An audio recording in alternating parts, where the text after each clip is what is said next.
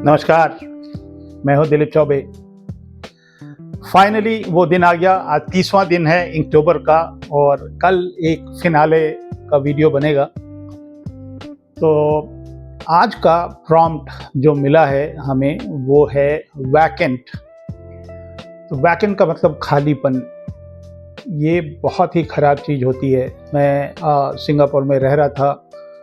करीब 1 साल तक मेरी फैमिली हमारे साथ नहीं आ पाई थी। कुछ पासपोर्ट की कहानी थी बिटिया की। तो 1 साल तक एक अनजाने से देश में, जहाँ पे मुझे कोई नहीं जानता, और वो एक वैक्यूम टाइप का, एक वैकेंट सा लगता था। थक हार के घर आओ फिर खालीपन दिखता था। तो वो खालीपन मैं सोच सकता हूँ मेरे में और राम जी में एक कॉमन चीज़ है। उन्होंने भी 14 साल वनवास काटा और मैंने भी 14 साल 1 दिन वनवास काटा सिंगापुर में। विदेश में मैं 14 साल और 1 दिन रहा। उसके बाद मैं अपनी मातृभूमि भारत देश में आ गया मैं। तो ये जो वैकेंट है, खालीपन है, एक किरदार हैं जो कि हमारे रामायण में हैं। वो हैं भरत जी, जो कि श्री रामचंद्र जी के भाई थे और उन्होंने 14 साल तक उनका इंतज़ार किया और वो जो खालीपन उन्होंने देखा होगा, तो उसी के ऊपर मैं एक इलस्ट्रेशन कर रहा हूँ। ज़्यादा कुछ कॉम्प्लिकेटेड नहीं रखेंगे, ब्रश एंड इंक रहेगा। तो चलिए जुड़िए हमारे साथ। अक्टूबर डे 30। चलिए।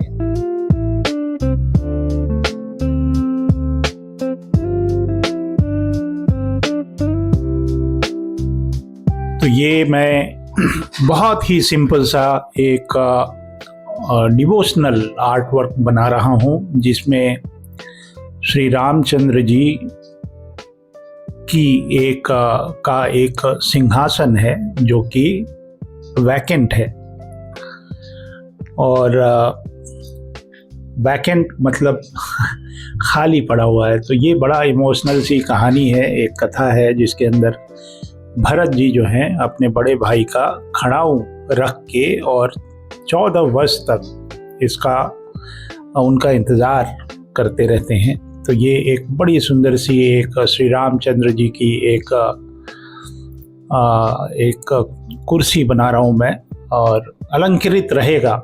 मैं सहारनपुर, अगर कोई सहारनपुर से वीडियो देख रहा है तो हमारे देश में हर जगह कार्विंग का काम होता है, वुड कार्विंग का। लेकिन मेरे मन से, मतलब मैं जो जानता हूँ, जो सबसे बेहतरीन कारीगरी जो होती है कुर्सियों की या बेड की स्पेशली, वो सहारनपुर की है। यहाँ तक कि शाहरुख खान का बेड भी जो है वो सहारनपुर का है। एकदम बिल्कुल कार्विंग अद्भुत है। अंग्रेज ले जाते होंगे इस तरह की कुर्सी उनसे बनवा के। तो जैसा कि आप अक्टूबर में मेरे को फॉलो करते रहे, वो ये वीडियो जो है चित्र कथा, मैं चित्र भी बनाता हूँ, एक कथा भी सुना देता हूँ साथ में। तो ये एक कहानी है। इस दृश्य के लिए मैंने ये कहानी आपको सुनाने जा रहा हूँ कि ये कहानी भाईचारा, भक्ति और धर्म, ये तीनों को बहुत ही गहराई से दर्शाती है। जब भगवान श्री राम वनवास चले गए और भरत जी ने उनके खड़ाऊ जो हैं वो सिंहासन पे रखे। तो कथा इस तरह से है कि जब रानी कैकेयी ने अपने पुत्र भरत के लिए राजा दशरथ से 2 वरदान मांगे थे। एक कि भरत जो है वो राजा बने, और दूसरा कि राम 14 वर्ष के लिए वनवास जाएं। तो सारी अयोध्या नगरी जो है वो अयोध्या जी बोलते हैं, मतलब शहर को भी रिस्पेक्ट मिलता है, अयोध्या जी। तो सारी अयोध्या जी शोक में डूब गई और भगवान राम के पिता की आज्ञा को धर्म मान के बिना किसी विरोध के श्री राम जी वन को प्रस्थान किए।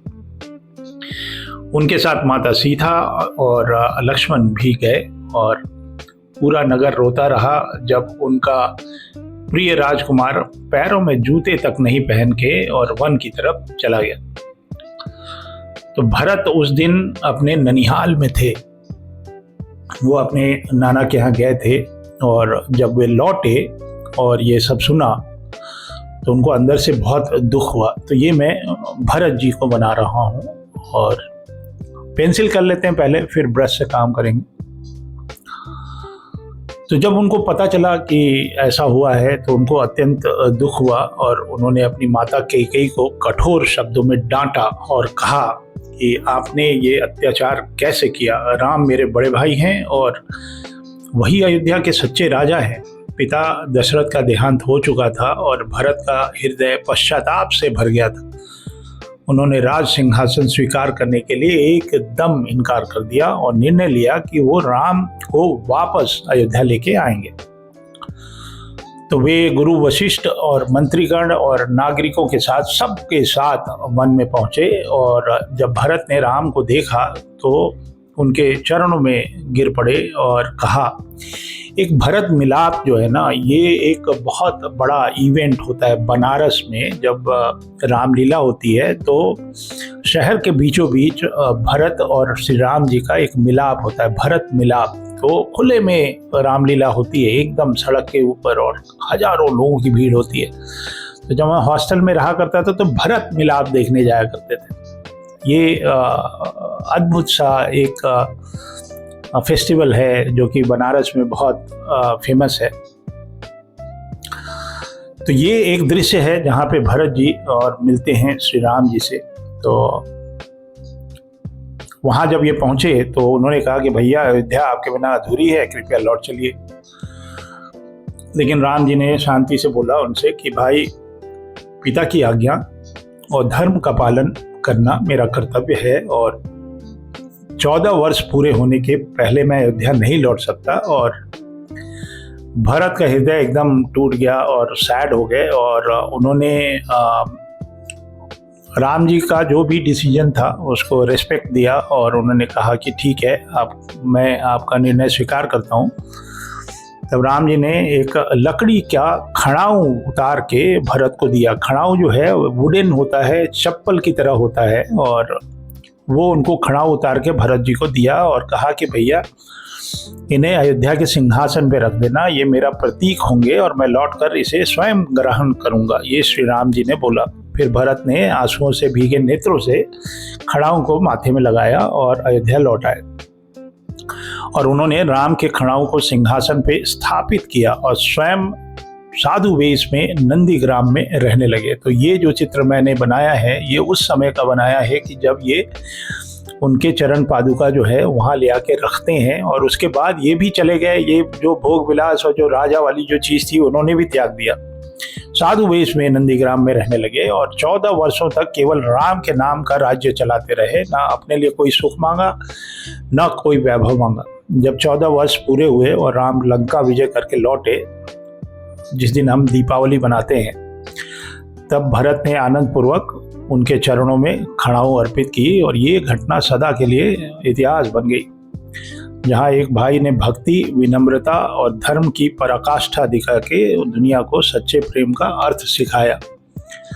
ये स्टोरी हमेशा मेरे बड़े नज़दीक रहती है क्योंकि आजकल जितने छोटे छोटे बातों पे विवाद हो जाता है परिवार में, दो भाइयों का प्रेम है, मतलब इतना बड़ा राज्य है और भरत जी जो हैं वो एकदम बिल्कुल मोह माया त्याग दिए और अपने बड़े भाई की का इंतज़ार करते रहे। मुझे पता है कि 14 साल कितने लंबे होते हैं और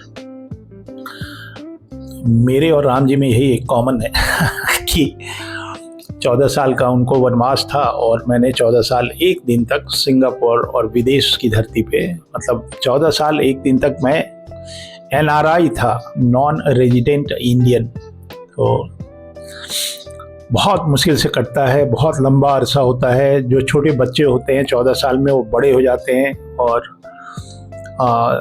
जो 10 साल का बच्चा होगा वो 24 साल का हो जाता है। फिर आप ये सब चीज़ें होती हैं अगर आप ज़्यादा लंबा कहीं रहते हो ना। तो चलिए, हमने तो एक निर्णय लिया कि नहीं, अब देश की सेवा करनी है, वापस आ गए। लेकिन बहुत लोग फंसे रहते हैं, 25-25, 30 साल वहाँ रहते हैं, पूरा जीवन भी वहाँ रहते हैं।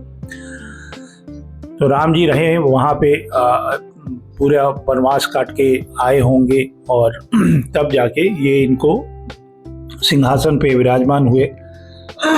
वो भी मैंने एक बहुत अच्छा सा चित्र बना के रखा है, जो मेरी जो रामायण है, बच्चों की रामायण है, वो मैं जल्दी ही प्रिंट करने वाला हूँ। आपको मिलेगा वो। तो ये इक्टूबर की यात्रा का 30वां दिन है और ये लास्ट वीडियो है जिसमें मैंने कोई आर्ट वर्क किया है, और इसके बाद जो वीडियो होगा वो फिनाले होगा। तो ये लास्ट वीडियो है, 30वां वीडियो। तो क्या क्या समस्याएं आई इस जर्नी में वो मैं आपको शेयर करूंगा अगले वीडियो में। अभी तो आनंद लीजिए। देखिए, ब्रश जो है ना, जादू की चीज़ है, जादू ही होता है ये। इससे आपको थिक एंड थिन लाइन मिलते हैं। आप ये जो अलंकरण आप देख रहे हैं ना, मैं बहुत डिटेल में पेंसिल वेंसिल करता नहीं हूँ। जो थोड़ा बहुत टेढ़ा मेढ़ा जो आपको दिख रहा है ना, उसी के अंदर मैं एक ढूंढ लेता हूँ, क्योंकि इतना ऑब्जर्वेशन किया है मैंने। और सहारनपुर में जो वुड कार्विंग होती है वो तो अद्भुत है भाई, अद्भुत। अगर आप गूगल पे जाइए और लिखिए सहारनपुर का बेड, आपको देखना है, तो आप उनके बेड में सिंगल वुड में भी कभी कभी वो क्या फूल बनाते हैं भाई।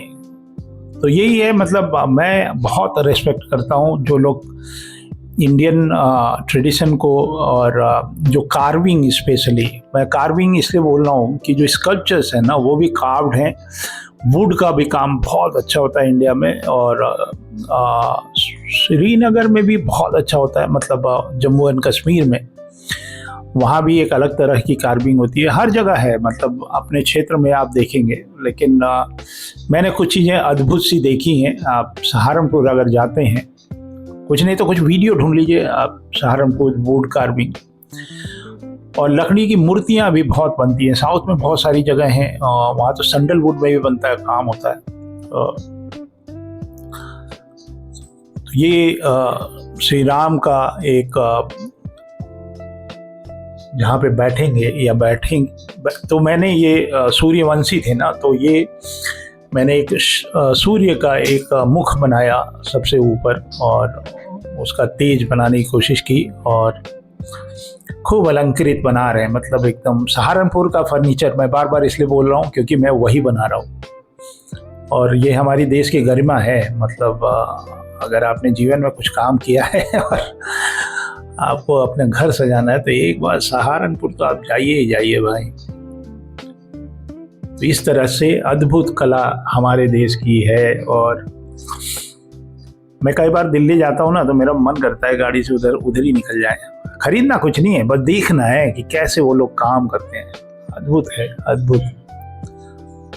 लेकिन वो उनका जो वुड कार्विंग का जो काम है ना, वो सब जाता है यूरोपियन कंट्रीज में, और बहुत रॉयल। मेरे ख्याल से जो क्वीन विक्टोरिया है वो भी सहारनपुर के वुड पे सोती होंगी भाई।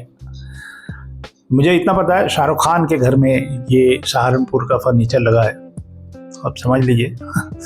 तो ये खड़ाऊँ है, मैंने बचपन में बहुत पहना है, अपने नाना जी का खड़ाऊँ। और थोड़ा टाइम लगता है उसको एडजस्ट करने में। जब एक बार आप सेटल हो जाते हैं तो उसके बाद फिर नहीं फिसलता, मतलब गोल गोल नहीं घूमता। तो लंबी सी यात्रा रही, और हम लोगों ने 30 दिन तक लगातार कुछ वीडियोस बनाए, और 31वें दिन सब समापन होगा इसका। और ये जर्नी अच्छी रही। शुरुआत में चैलेंजेस थे, और टेक्निकल चैलेंजेस ज़्यादा होते हैं। रोज़ एक वीडियो बनाना है मान लीजिए, तो उसका एक शेड्यूल होना चाहिए, कब बनेगा, कितने बजे बनेगा, रेंडरिंग में टाइम लगता है, मॉर्निंग लाइट चाहिए वीडियो के लिए। तो ये सब चीज़ें थोड़ा। और हमारी टीम में सिर्फ 3 लोग हैं, एक मैं हो गया, एक प्रमिला मैडम हो गई, एक रवि हो गया। तो 3 लोग हैं, इनका परिचय कराते हैं। तो इन लोगों ने मेरा बहुत सहयोग किया, और आप लोगों के लिए किया। इससे काफ़ी कुछ अवेयरनेस क्रिएट होगी, उम्मीद करते हैं। नए बच्चे जुड़ेंगे और एक अच्छी सी कम्युनिटी बनेगी, क्रिएटिव हब बनेगा इंडिया, और हम अपना आईपी क्रिएट कर पाएंगे, और मांगा और पाश्चात्य सभ्यता से थोड़ा सा दूर हटेंगे। मतलब इतना दूर नहीं हटना है, हम लोग वसुधैव कुटुंबकम की सोचते हैं। तो ये हमने उनके चरण पादुका के लिए कुछ फूल वूल डाल दिए। ये ऐसे कुछ कर्टेन से बना दे रहे हैं। ये कर्टेन से ये होगा ना, अगर ये कलर में होता तो अद्भुत लगता, उससे लाइट वाइट भी कुछ आ जाती, लेकिन इंक वॉश नहीं कर रहे हैं और सिंपल सा, यहाँ थोड़ा सा ब्लैक करेंगे तो ये पॉप आउट होगा। तो उम्मीद करते हैं कि ये वीडियो आपको अच्छा लगा। छोटा सा क्यूट सा वीडियो था और चित्र कथा आपको अच्छी लगी। तो मिलते हैं कल फिनाले पे, तब तक के लिए आप भी इसी तरह प्यार बनाए रखिए और सब्सक्राइब कर लीजिएगा। तो चलिए, कल मुलाकात होगी, तब तक के लिए जय हिंद।